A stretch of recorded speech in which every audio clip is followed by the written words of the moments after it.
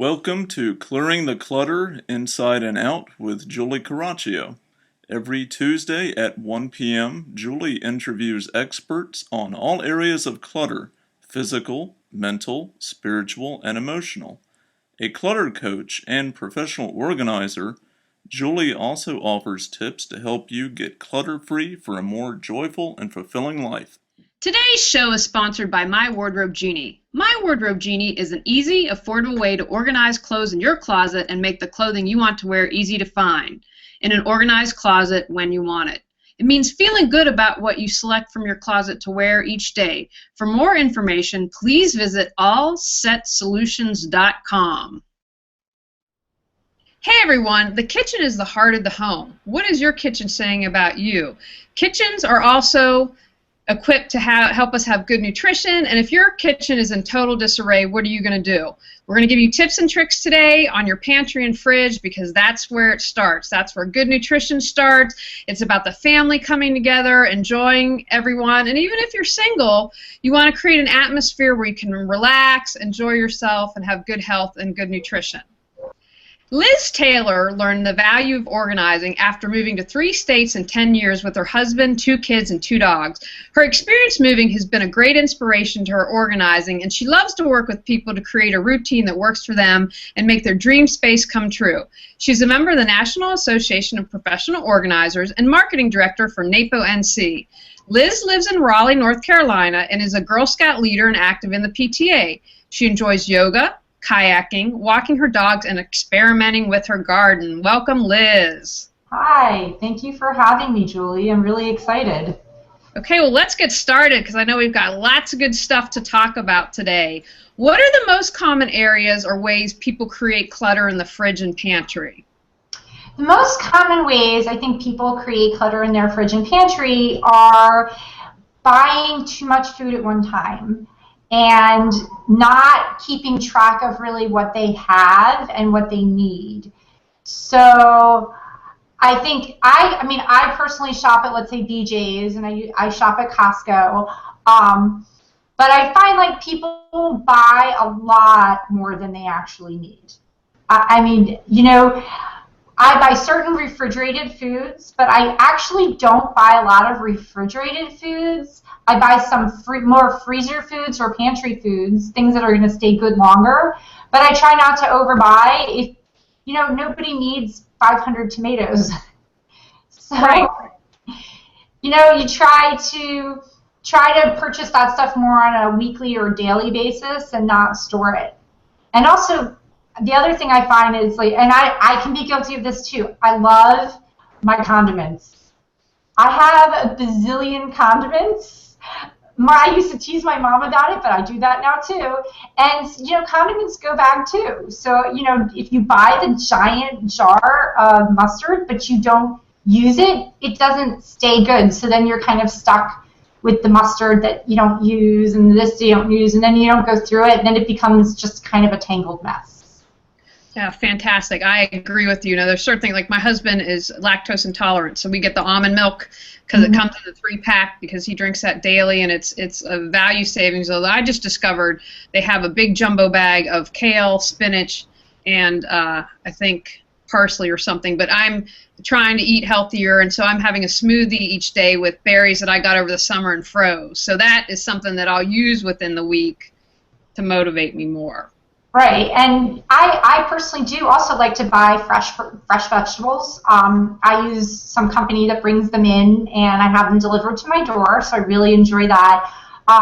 As far as herbs and spices goes, I like to either grow my own, or I do buy them. You buy the big package at the supermarket, and again, what always happens, that goes bad at the bottom, and you're like stuck kind of pulling the little parsley out. So what I started doing is I use it for a couple of days, and then I put it in the oven on 200 and dry it out on a little piece of aluminum foil, and then you just kind of crinkle it up and put it back in the spice jar. So if you have little glass spice jars, just label them, and then you have fresh herbs all the time. And you don't have to go out and spend $5 on a little tiny thing from McCormick's. Oh, I am stealing that idea. Thank you so much, because that's something that on our to-do. We had to get the yard done this year, but having a nice garden is on the to-do list for next year. What are some of the adverse effects of having a cluttered pantry and fridge? Because I think sometimes people don't think of the consequences. You know, oh, it's a mess, but it's really not affecting me, but actually it is. I found that the biggest consequence is obviously eating out, because it's so easy just to drive by and pick up food on your way home, because the idea of cooking just sits on people's shoulders like a weight. And they're hungry and they're tired, and they just are like, that one little thing in their way, which is the idea of getting their meal together, is just overwhelming. It's just like the last straw. And it's just, that obviously is the biggest thing. I mean, the next thing is obviously a connection. I feel like, I mean, as I always say, the kitchen is really the heart of your home. And when you kind of sit down with a bag of food and everybody takes it off in different directions, you're losing that, even if it's 30 minutes to connect with your family, or, you know, even for yourself, even if you're a single person, even for yourself to sit down and maybe think for 5 minutes. I eat lunch by myself every day. I eat at home. I use that time to read a book. I use that time sometimes to just meditate. So, I mean, it's just a time to either reconnect with yourself or reconnect with your family. And those are the two biggest things I see people missing when they don't eat at home and cook at home. Now, I want to know, you're a professional organizer, yet you took a class on nutrition. Why was that? Well, again, I found that I was going into people's homes and finding that, you know, even though if they wanted to work on mail or they wanted to work on the bedroom, and we would always do that, but I always found like everything kind of led back to the kitchen, because you start your day in the kitchen. You get up, you get dressed, you make yourself a cup of coffee, you want something to eat. And there were so many things that I felt were going on in the kitchen, but I also felt like as an organizer, great, I can make it look good, I can put the dishes in the right place, but then I felt like it was missing a piece of it, because I didn't want to tell people about their food and how to organize their food if I didn't really know the best way for them to eat. Now, I'm not a nutritionist, but I at least thought I should have the basic tools. I'm telling them canned foods aren't the way to go, frozen foods are better, you know, all of the little things, and then they say why. And, you know, then you have to have at least a reason. Well, canned foods have more sodium, and, you know, fresh frozen food actually, you know, keeps their nutrition longer. Those were things I wanted to make sure that when I was speaking with my clients about the best way to organize their kitchens and pantries, I knew those things. So I felt like, you know, the nutrition class was really going to be the way to go for me, so that I could really stand by the way I organized their kitchens. Excellent. So how can having an organized fridge and pantry help us in creating better health? Well, again, I mean, just all of the little tips and tools that you could use. First of all, obviously not eating out. Eating out, the food has loads of sodium. It has a lot of preservatives. It has a lot of dyes and chemicals in it. When you're eating at home, at least you know what you're getting. You know, when you're making a hamburger on your grill or your George Foreman grill, or even broiling it in your oven, you know that it's going to have the ground beef and the spices that you put in, and you know what's in it, and you know that if you have a sodium issue, or if you have a lactose issue, or a food allergy, or you just really feel like you need to eat more greens, you know what's in your food. And to me, that's really important. As a family, we don't eat out very often. So, I mean, we do, like everybody, we eat out occasionally, but I like to know what's in my food. I like to know that I've touched it, I put it in there, that if I sneezed, at least it's my sneeze, not some other person's sneeze in there. There's, you know, it's just healthier, and I enjoy knowing what's in my food.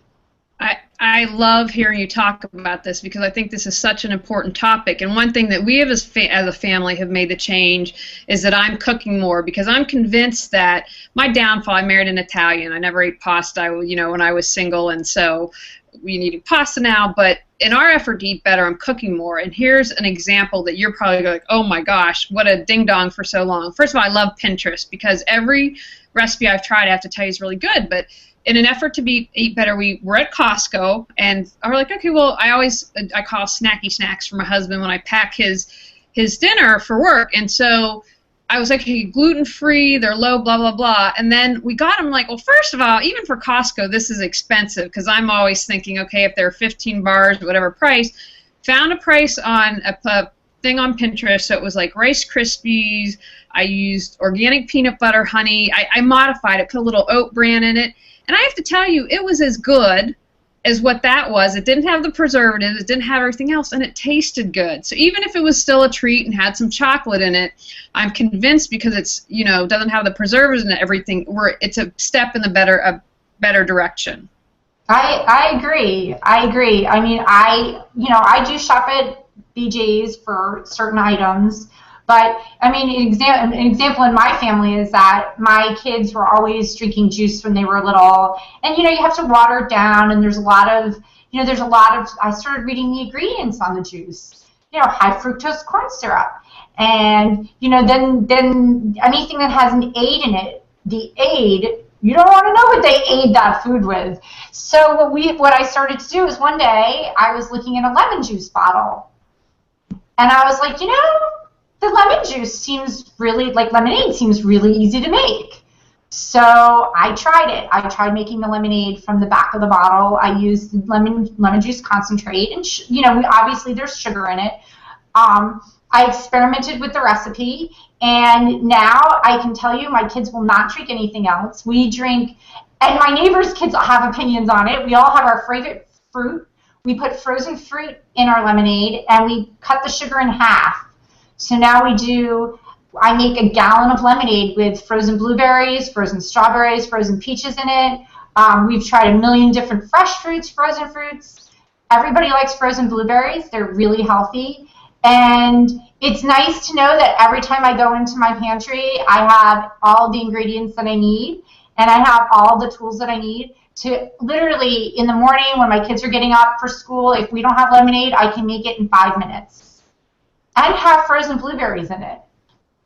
That's wonderful. Well, invite me over anytime because it sounds really good. But this leads into a really great question. What are your tips to help people avoid pantry clutter?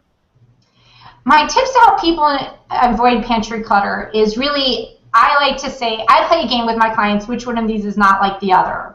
So when you're looking at your food, just sort of in your head, you have to decide what belongs together and then put it there. So I have tools where I keep all of my cans on one side. I have a little organizer. It's kind of like looks like little steps. It's kind of an accordion with little steps. I put all my cans on there so I can actually see all of my cans. I use the same thing for my spices. I put my baking items together. The sugar, the baking soda, the dark chocolate, whatever I'm going to be baking with. Pasta goes in one spot. And then I always make sure that once a week I just pick through my pantry and make sure everything gets back in the right place. Because between my husband and my 2 kids, and sometimes even my dog gets in my pantry, she has been known to pull things off the shelf and eat things. I want to make sure that everything gets put back in the right place. I keep dried fruit in one spot, and I use a lot of little bins to put smaller things in. I also say, and this sounds really funny, and I know a lot of people like to use a million different bags and I don't like to take my food out of its original packaging. I try as best as I can to keep it in the original packaging because, first of all, I have friends with food allergies. I like to be really sensitive to the fact that if I offer them something to eat, that they can look at the ingredients. And I also like to know what's in my food, obviously. That's why I took the nutrition class. So I like to just every once in a while, even if I just bought something on a whim or my kids want to try something, if I can keep it in the original packaging, I can take it down and review how it fits into our diet. So if I buy granola bars because my kids are at the store and they really wanted granola bars, I will buy them, but I will then take them home and review how they fit in. Are they going to be sort of a meal replacement? Or are they going to be, I call them candy bars. If if they have enough sugar in them, when I read it, I say, okay, these are going to be candy bars. But I can't do that if I take them all out of their original packaging and put them into a pretty little jar. So my pantry doesn't have a lot of pretty jars in it. It just has a lot of original packaging. Fantastic. I like that. I think that's an excellent tip. So you can compare that. I just think that's really smart. Now, what about fridge clutter? Because that's another place that can get junked up really quickly. Well, fridge clutter can be fun. I personally like to store my leftovers because I think leftovers is a huge issue for everyone, right? Like you make a meal, you have a little bit too much, you put it in, wrap it in aluminum foil or put it in a jar, and it gets stuck in the back of the fridge.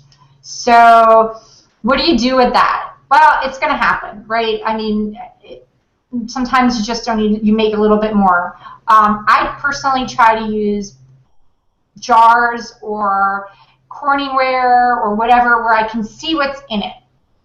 I'm much more likely to eat my leftovers if I know what they are. I know in my family, unless it's an obviously shaped piece of pizza that's wrapped like a triangle, if it's this amorphous wrapped up piece of something in aluminum foil, it will probably not get eaten. And then at the end of the week, I'm going through it and I'm thinking, this has gone bad and that's gone bad. So I do like to store items in containers that you can see through. And I personally have started getting away from Tupperware. I do use it for my kids for lunch, but I like to use Corningware. There's a lot of nice clear glassware, Pyrex.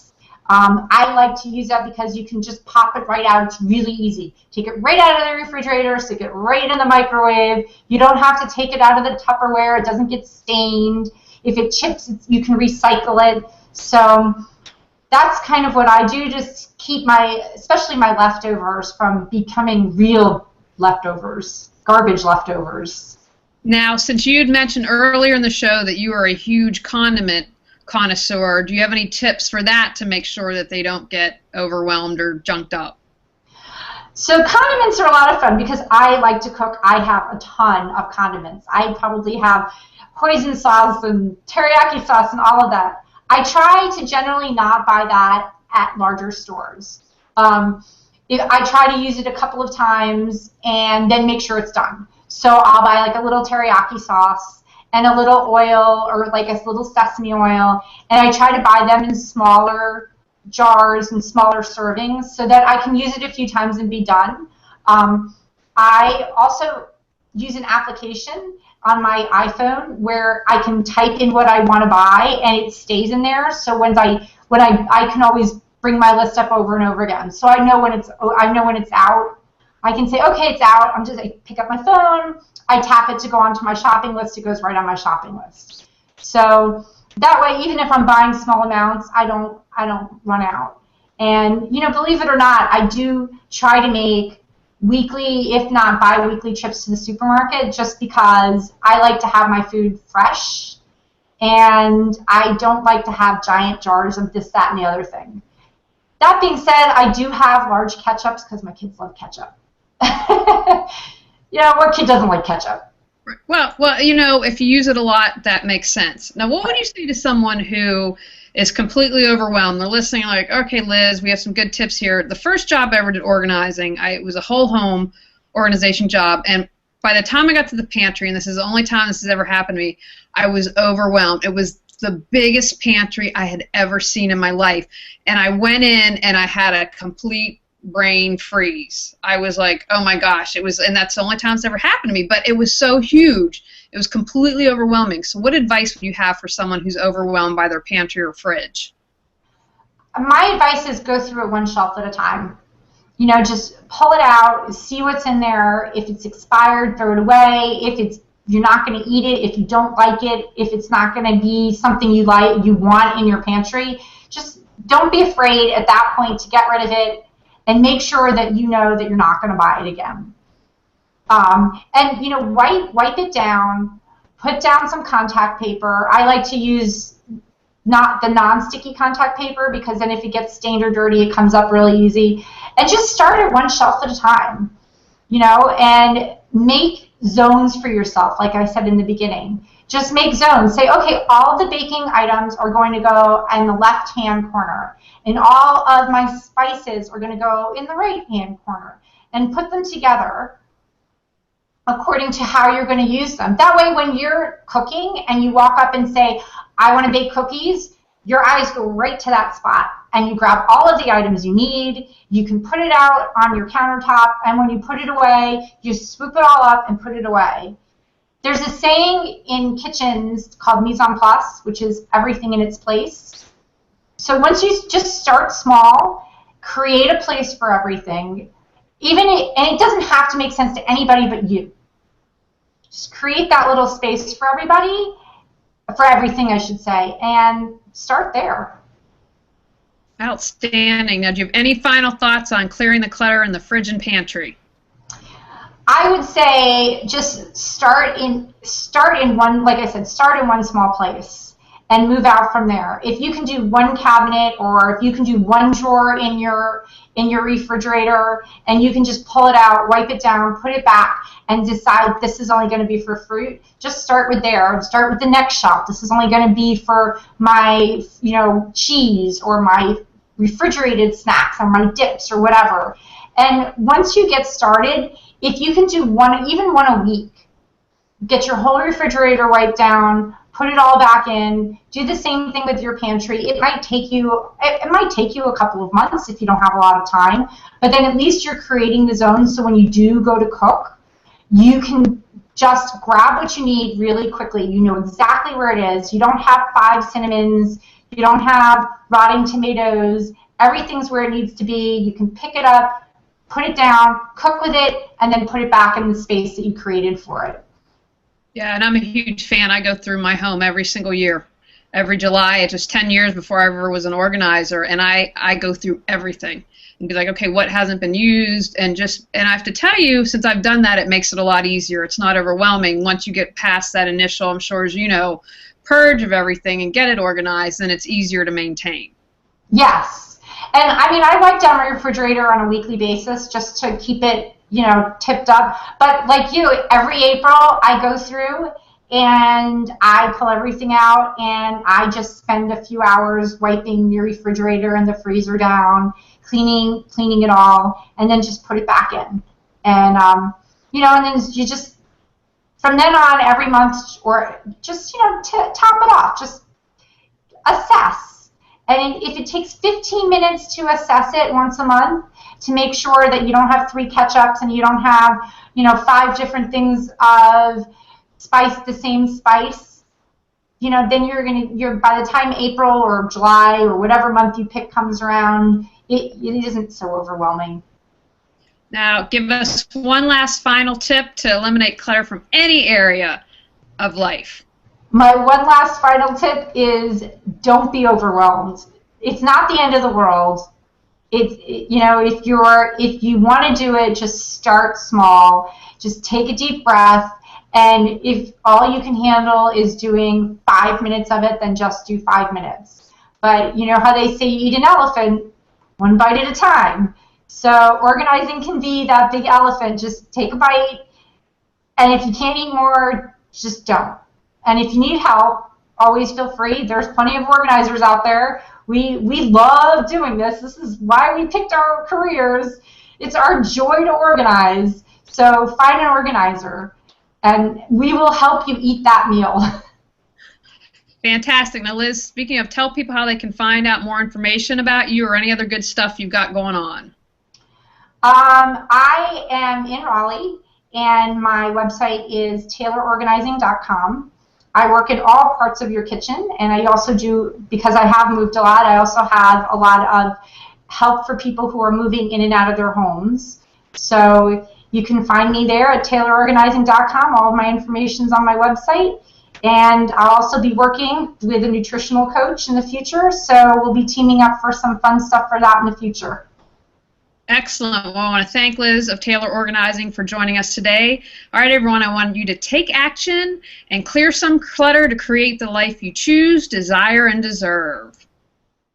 Thanks again to My Wardrobe Genie for sponsoring today's show. My Wardrobe Genie is an easy, affordable way to organize clothes in your closet and make the clothing you want to wear easy to find in an organized closet when you want it. It means feeling good about what you select from your closet to wear each day. For more information, please visit allsetsolutions.com.